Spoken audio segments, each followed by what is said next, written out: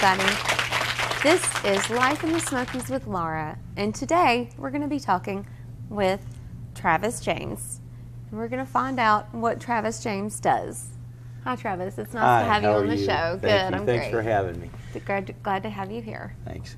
Well, I am a tribute artist, a voice impressionist. I've been singing from the very early age of 14. I joined a band, and I always had a knack of trying to or sounding like people, so I turned that into what I do now. I've sharpened it over the years and things like that. I do a number of different voices, some being Marty Robbins, Elvis, Oh, wow. Tom Jones, Neil Diamond, John Connolly, Johnny Cash, quite a few. That's awesome. Yeah. Yeah, okay. So how long have you been doing this? So when did your entertainment career first start? Well, I started at the age of 14, and I played in a group with some guys, and we played at Elks Lodge, Moose Lodges, VFWs, places like that. It's kind of where everything started, and from there it branched off into me being an Elvis tribute artist, and I did that for a number of years. I was able to perform with the Jordanaires and DJ Fontana, who was with Elvis, and then in 1992 I got a record deal in Nashville, Tennessee, and it was something that I'd always dreamed of happening. And I had a song. We shot a video at Waylon Jennings Ranch, and they had these 4 horses there, and I'm supposed to ride one of these horses. Well, the horse starts acting up on the video, so I had to get a stunt guy to ride the horse because the horse scared me to death. So Right. So anyways, I was the song went to number 106 in the country, which is better than 107. Wow, that is really cool. Yeah. Right. So then from there, a few years passed by, and I came here to East Tennessee on vacation. To Memories Theater, which is a theater that's been here for many, many years, 28 years, I believe. So the lady that owned the place caught me in the lobby and told me I looked like Conway Twitty. And I was like, oh, I do. Yeah. And she's like, yeah. So she starts playing with my hair in front of 100 people in the lobby and starts poofing my hair up and stuff. So she asked me if I could sound like him. And I knew that I had been able to do other voices, but I had never tried Conway's. So therefore I went ahead and did that and sent her a tape, and she hired me, and I worked at Memories for 13 years. Wow. And now I've got my own place. Wow, that's awesome. Now, what is your show called? My show it's called A Tribute to Conway Twitty. Okay. But it has a number of things in it. It has all the other voices and characters that I do. Now, Conway is the only full dress thing that I do in the show. The other ones is in a Vegas outfit, and I perform the voices, and I jump around and act crazy. And it's a very interactive show where the audience is involved. I meet the audience when they come in outside.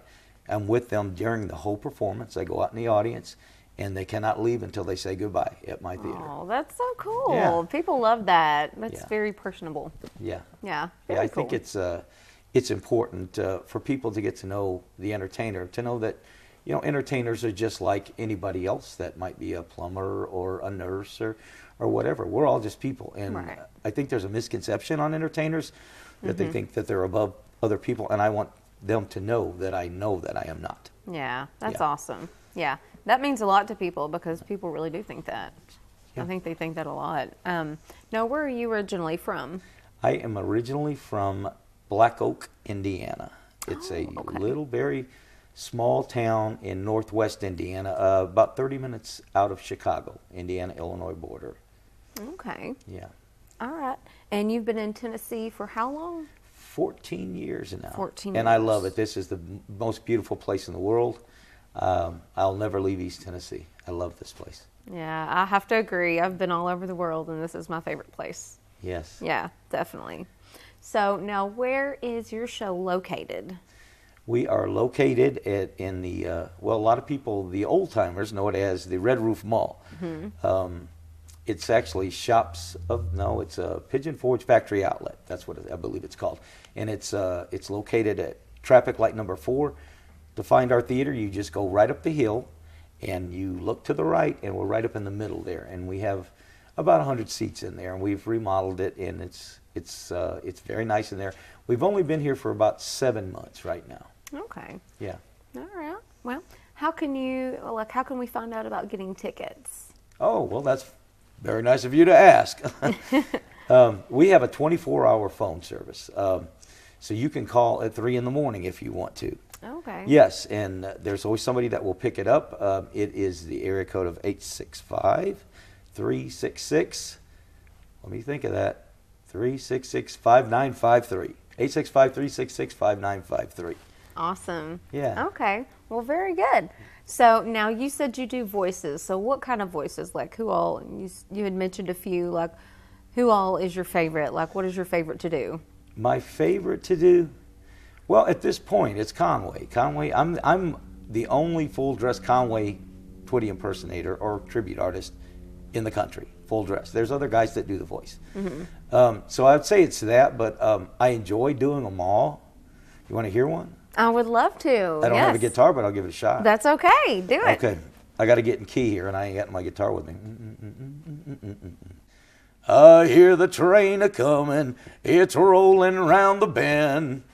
I ain't seen the sunshine since I don't know when. I'm stuck in Folsom Prison, and time keeps dragging on.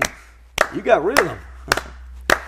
I hear the train a-comin' on down the San Antone. Woo!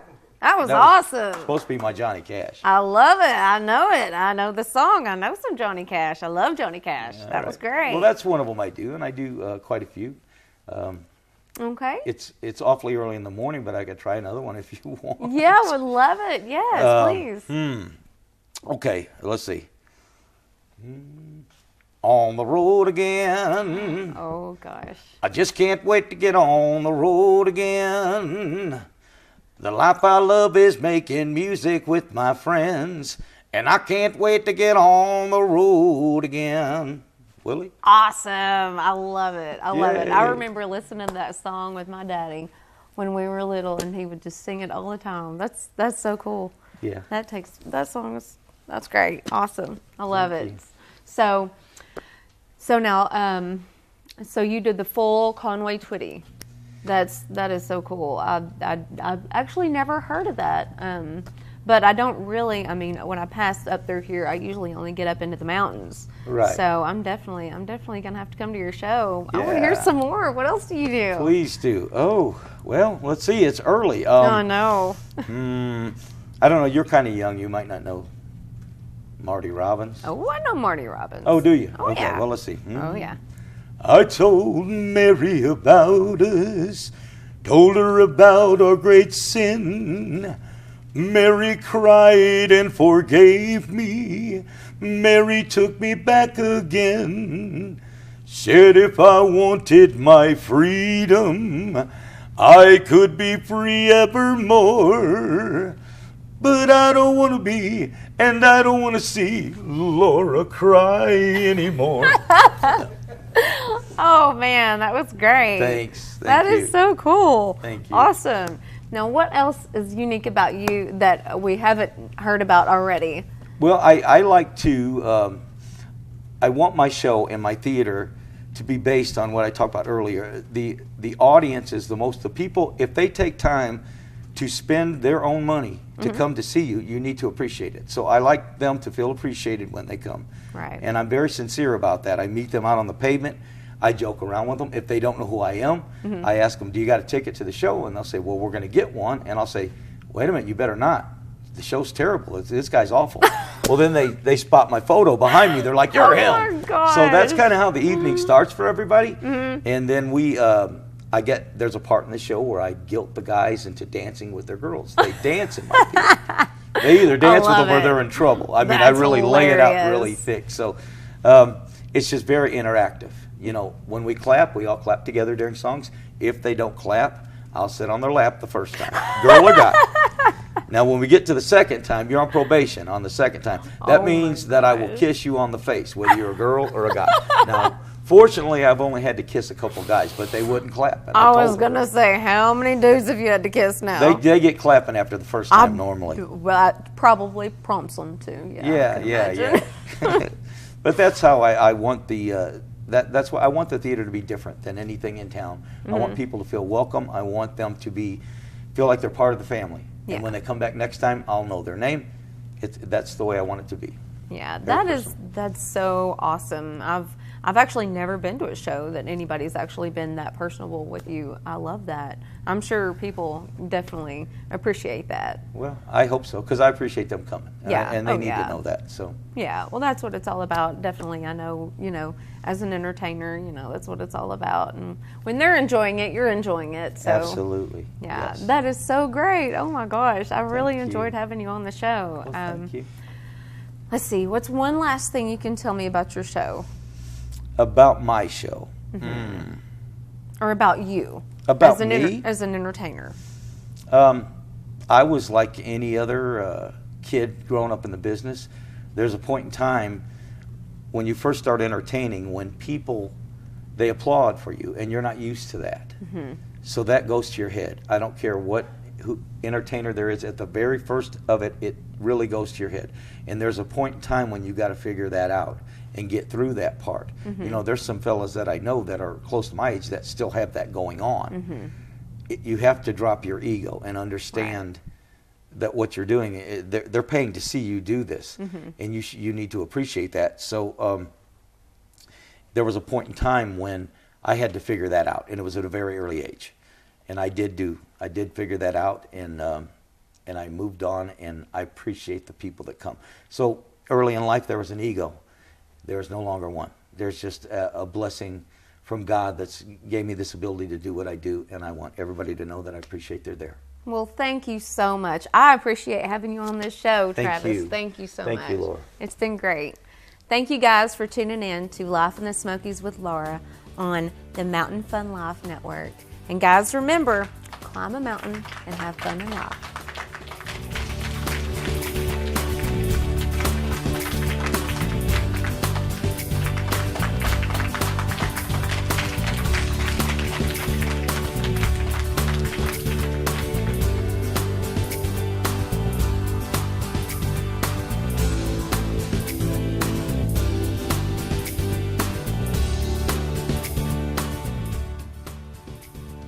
Hey, how you doing? I'm Kerry Jones, retired park ranger Napa from the Smokies. Just want to let you know I got some books out there where I do the audio work, and they're about the Smokies. Bear in the Back Seat, great book.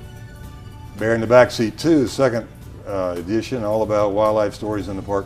There's one called Bear Bloopers, and also a book called Medicine Men, Extreme Appalachian Doctoring.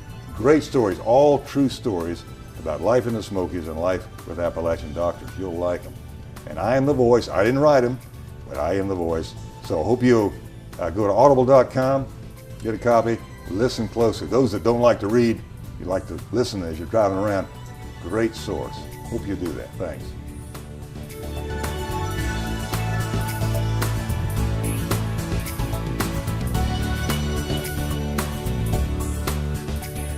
Oh, hey! I was just getting caught up on the latest trends and news of the world. Did you know 80% of content that you watch is online or on your mobile device? Did you know a great new channel that's out right now is called Mountain Fun Life? And you can watch it right on your mobile device, or coming soon to Roku. Make sure to check out Mountain Fun Life on Facebook, Twitter, Instagram, and the website, mountainfunlife.com.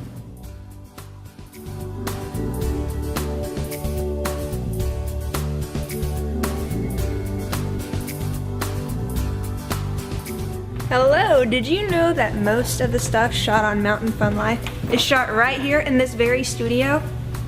And maybe you've wanted your own show before.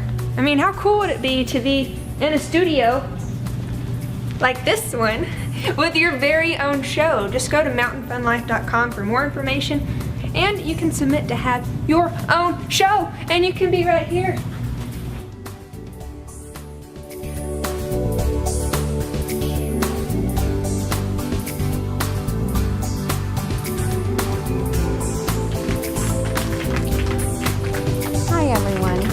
Life in the Smokies with Laura, and today on this segment we're going to be talking to Kerry Jones. He is a retired park ranger naturalist from the Smokies. He's going to be telling us about some of the trails and wildlife up in the Smokies. What can you tell us about the trails in the Smokies, Kerry? Oh boy, I could tell you a lot. Well, there's about 900 miles of trails, you see, so it sort of depends on time of year and what you like to see. This time of year, in the wintertime, I like to walk on trails that have water, and most of them do.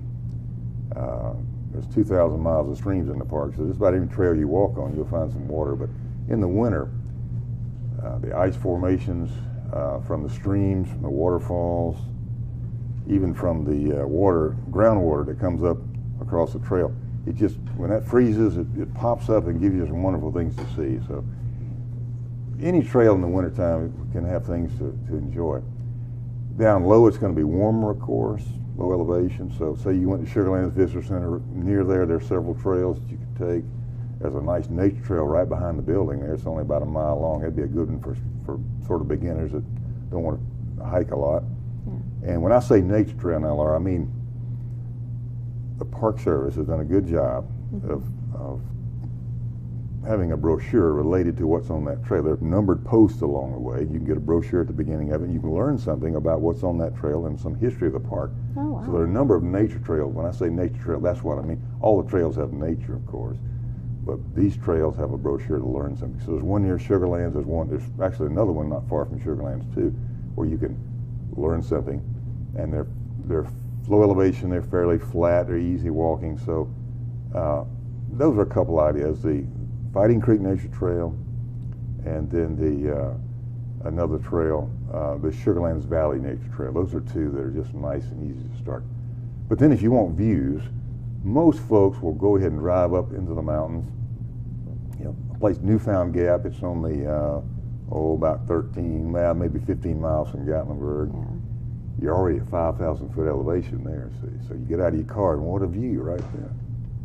But then you could walk out on the Appalachian Trail that crosses there. Just go a short distance, get some wonderful views in the winter because the leaves are off the trees. And you can see a long way. So that's a good place, an easy way to get high and look down on the beautiful mountains of the Smokies.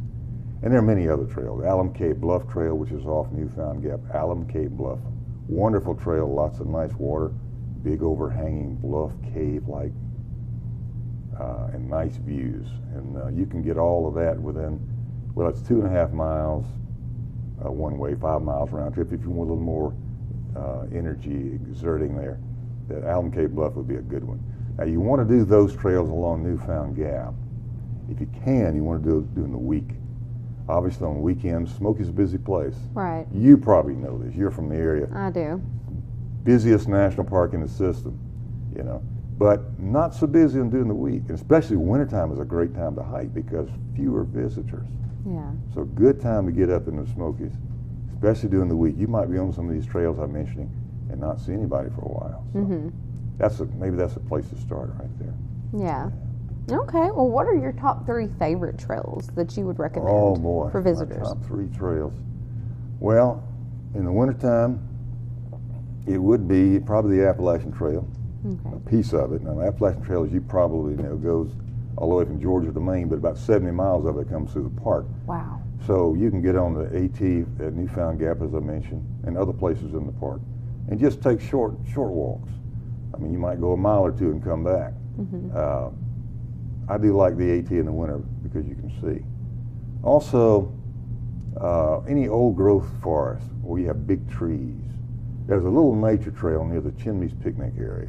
A lot of people know where the Chimneys Picnic area is, right off Newfound Gap, and a very popular picnic area. But there's a nature trail right out of that parking area there at Chimneys called the Cove Hardwood Nature Trail, and it's got some old growth forest on it. And that's just a unique forest any time of year, but even in the wintertime, you get these huge trees. I mean, we're talking, several hundred years old trees. Wow. And you just get a different feel. Once you leave second growth forest down where people might have lived and they might have cleared an area for corn or whatever crop they were growing, and when you get out of that area and get into old growth, it just feels different. The trees are big, but not all of them. They're also young trees just starting and everything in between. That's the beauty of an old growth forest. You've got all aged trees, and it's just very special. So that's a nice trail. It's called the Cove Hardwood Nature Trail with a brochure, as I mentioned. That's a good one out of the Chimneys picnic area. And other trails, let's see, this time of year, I like this time of year, in wintertime, I like to hike some of the historic trails that have a lot of home sites on them, like, well, the Old Settlers Trail out of Greenbrier. Okay. Greenbrier is an area just east of Gatlinburg off 321. The Greenbrier area of the park. Greenbrier was a community, and many people lived there before the park came, and even a little bit after the park came. They moved out later, of course. But the Greenbrier area has a lot of historic structures. Well, evidence that people live there. And by that I mean like chimneys and rock walls, cemeteries. So in the Greenbrier area of the park, there's a number of trails. Old Settlers is one of them. Porter's Creek is one.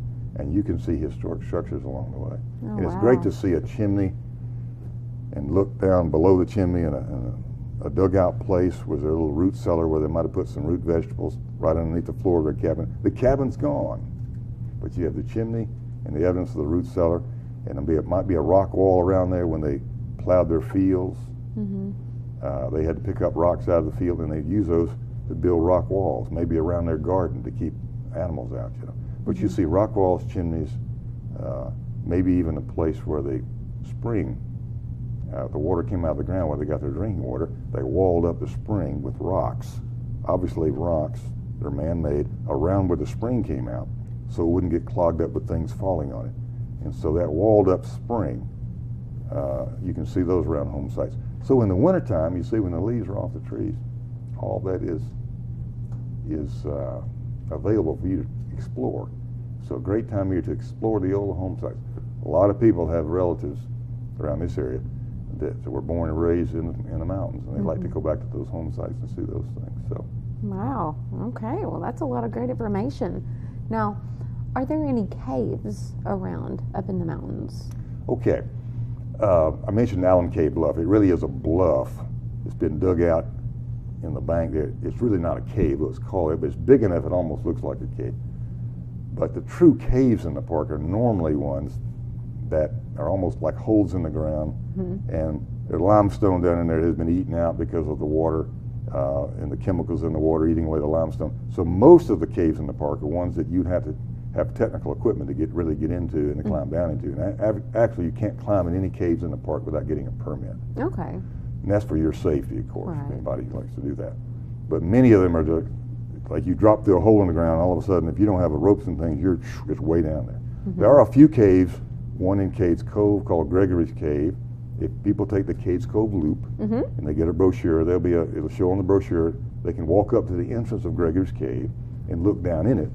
But there's a back gate there. There's a gate designed with slats, metal slats, so bats can go in there and hibernate in the wintertime, and they also can fly out. That's to keep people out of there so they won't disturb the bats. So you can look in the entrance of Gregory Cave. Everybody can do that. Right. It's in Cades Cove. And there's a few other little caves near Cades Cove area. That's a big limestone sink, a lot of limestone in that area, so you have a number of caves. And there's a couple others, but those are off trail. It'd be hard to tell people where they are. And some of them are small. You could just stick your head in them and be okay. But any kind of technical climbing into caves, and I know some people might be watching you do technical caving, great sport, you need to get a permit from the park, because there have been some rescues out of these holes in the ground. People thought they'd go down, and they got down and couldn't get back up, and they had to be rescued. So. Oh my goodness. So be careful about any caving, get a permit. Okay. And you can just contact the park office, Okay. Great Smoky Mountains National Park office, and talk to, and they'll let you talk to the experts in caving and give you some advice and tell you, no, you can't go there, but you could go here, that kind of thing. Okay. Great. Now, you had mentioned you're a naturalist. What is the difference between a naturalist and just a regular park ranger? Well, there are different kinds of park rangers. Basically, there's 3 park rangers. You have protection ranger, law enforcement, search and rescue, EMTs. We call this a protection ranger, and that's the ones you might see in a patrol car in the Smokies. A big park like the Smokies has a lot of protection rangers, and that's their job, to protect the public and to protect the natural resources of the park, you know, plants and animals. And then a naturalist is really an educator. Okay. We say naturalist, that's an old term. I could have said park resource educator, but people don't understand that. So naturalist just means you know a lot about the plants and animals and the cultural history of the park. Okay. Not just the natural history, but the cultural history. I knew a good bit about that. But nature, the natural world, was my specialty, I guess, what I really love. So it just means that I can help educate you about the plants and animals and the ecosystem in the Smokies and how everything relates. And so that's a naturalist. And the third kind of ranger really is what we call resource manager. And these are the guys, the wildlife biologists, the fisheries biologists, the ecologists, the vegetation management people. They help manage the resource. Bears, you've heard about bears having to be captured and moved out of an area because they got too friendly with people. And that's the wildlife biologists that do that. The vegetation managers, you may know that there's a lot of exotic plants in the park and they've got to be sort of cut back, removed. If you don't remove certain non-native plants like kudzu, people know kudzu of it, it will take the world over. So the vegetation management people, they work on getting rid of those plants and they do a lot of other things too. Okay. And so those are the resource management rangers. We all wear the similar uniform, except the law enforcement rangers, they do wear a bigger badge these days. They have a nice big badge to let them know that they're a law enforcement officer. Right. But otherwise, you might see a ranger and you might not know if he or she is a resource manager, a naturalist, or law enforcement. Okay. Well, Kerry, it was great to have you on our show today. Thank you, Laura. We have really enjoyed having you and learning about the Smokies. And guys, don't forget to tune in to Life in the Smokies with Laura on Mountain Fun Life Network. And remember, climb a mountain and have fun in life.